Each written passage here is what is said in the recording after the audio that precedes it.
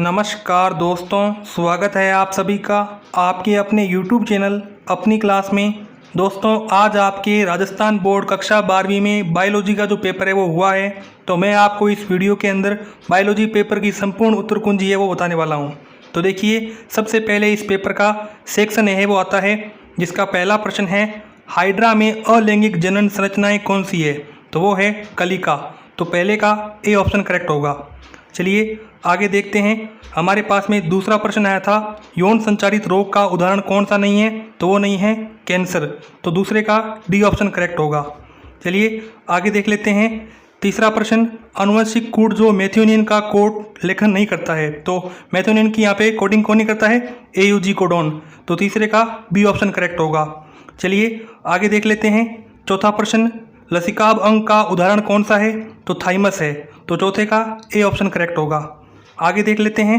हमारे पास में पांचवा प्रश्न आता है सूक्ष्म जीव जिसका उपयोग जैव उर्वरक के रूप में किया जाता है, तो वो कौन सा सूक्ष्म जीव है? साइनोबैक्टीरिया। तो चौथे का सी ऑप्शन करेक्ट होगा।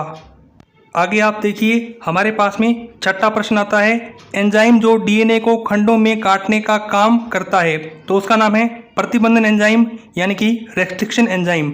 तो छठे का बी ऑप्शन करेक्ट होगा। सातवां प्रश्न कौन सा प्रोटीन जीन क्राई मक्का छेदक को नियंत्रित करता है? तो वो है क्राई 1AB जीन।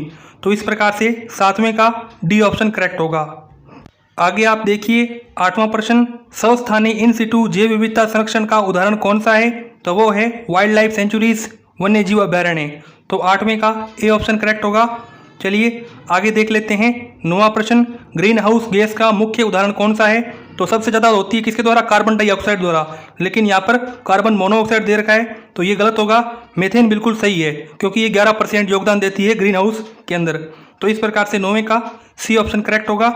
चलिए आगे देखते हैं जो आपके रिक्त स्थान के क्वेश्चन आए थे। दूसरा प्रश्न रिक्त स्थान का है। इसमें पहला मुम धूप यानी कि हनी बी जो है ना, वो हैप्लॉइड होती है, मेल हनी बी, ठीक है, जिसमें 16 क्रोमोसोम होते हैं। मेल के अंदर 16 होते हैं और जो फीमेल होती है उसमें 32 होते हैं।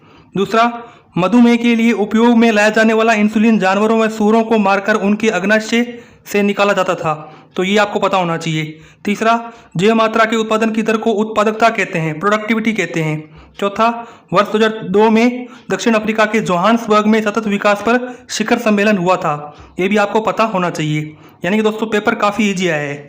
तीसरा क्वेश्चन, इसमें पहला बाह्य निषेचन को परिभाषित कीजिए, दूसरा जिफ्ट का पूरा नाम लिखिए।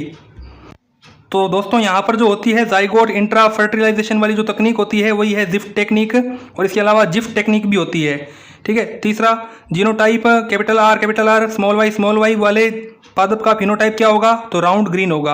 आगे देखिए छठा प्रश्न न्यूक्लियोसाइड के घटकों के नाम लिखिए। तो न्यूक्लियोटाइड नहीं पूछा है, न्यूक्लियोसाइड पूछा है, तो उसमें नाइट्रोजनी बेस होंगे और शुगर होगा, ठीक है। आगे देखिए यहाँ पे सातवां प्रश्न ध्रुवीय समुद्र में पाए जाने वाली सील में पाए जाने वाला एक अनुकूलन लिखिए। आठवां वन उन्मूलन का एक कारण समझाइए। तो आप आसानी से समझा सकते हैं।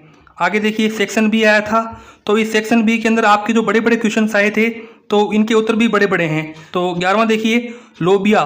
तो लोबिया किस में होता है? पूसा कोमल के अंदर। फूल गोभी किस में होता है? पूसा शोभा के अंदर। मिर्च वाला क्या है? तो पूसा सदाबहार के अंदर। तो ये इस प्रकार से मैच द फॉलोइंग हो जाएगा। आगे देखिए BOD की फुल फॉर्म पूछी है, तो आसानी से कर सकते हो आप। इसी के अलावा छठा जो है अमीबा के रोगजनक का नाम लिखिए। एंट अमीबा हिस्टोलिटिका सबको पता है।